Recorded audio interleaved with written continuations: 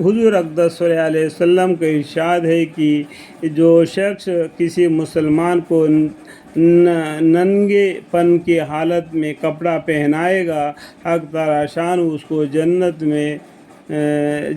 میں سبزہ لباس پہنائے گا، اور جو شخص کسی مسلمان کو بھوک کی حالت میں کچھ کھلائے گا، حق تعالی شان اس کو جنت کے پھل کھلائے گا، اور جو شخص کسی مسلمان کو پیاس کی حالت میں پانی پلائے گا، اللہ جل شان اس کو ایسے شراب جنت پلائے گا جس میں مہر لگی ہوئی ہوگی۔ دیکھو اللہ تعالیٰ کی راہ میں جو خرچہ کرنے سے اللہ تعالیٰ کیا ترکیب دے دیں گے۔ تو حضور اقدس صلی اللہ علیہ وسلم کا ارشاد ہے کہ جو شخص کسی مسلمان کو ننگے پن کی حالت میں کپڑا پہنائے گا، حق تعالی شان اس کو جنت میں سبزہ لباس پہنائے گا، الحمدللہ، اور جو شخص کسی مسلمان کو بھوک کی حالت میں کچھ کھلاوے گا، حق تعالی شان اس کو جنت کے پھل کھلائے گا، اللہ آمین، اور جو شخص کسی مسلمان کو پیاس کی حالت میں پانی پلائے گا، اللہ جل شان اس کو ایسی شراب جنت پلاوے گا جس پر مہر لگی ہوئی ہوگی۔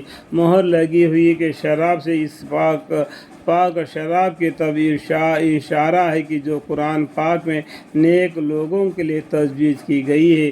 چنانچہ اللہ جل شانہ کا پاک ارشاد ہے سورہ تحفیف میں ہے، یعنی جو یہ آیت قرآن کریم میں ہیں ان کا معنی پڑھ کے سنا رہا ہوں۔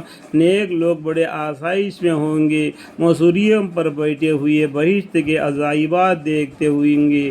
اے مخاطا، تو ان کو چہروں میں آسائش کی بشارت اور ترواٹ پہچانے گا۔ ان کو پینے کے لیے خالص شراب سزا مہر جس پر مشک کی مہر ہوگی ملے گی۔ حرص کرنے والوں کو اس چیز میں حرص کرنا چاہیے، یعنی حرص کرنے کی چیزیں یہ ہے، یعنی جنت کا حرص کرنا جس میں بالا خانے ہیں، میوے ہیں۔ اس لیے مجاہدی تہانو کہتے ہیں کہ حقیق جنت کے شرابوں میں سے ایک شراب ہے جو مشک سے بنائی گئی ہے، اور اس میں تسنیم کی آمیزش ہے۔ تسنیم کا ذکر اس صورت میں اس آیت سے آ گئی ہے۔